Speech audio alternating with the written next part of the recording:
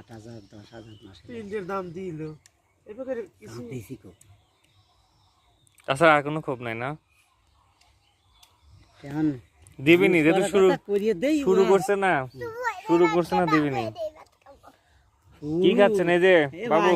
কি খাবার শুরু খাচ্ছেন করছে ঠিকই রুটি 3 ভাগের 1 ভাগ যেতে আমাকে দেয় আর ওই বাড়ি 2 ভাগ ডাললি তাও আমার কাছে তাও যেতে হয় সব কই বাড়ি দেয় কেউ করছি কি এই যাবত কেবল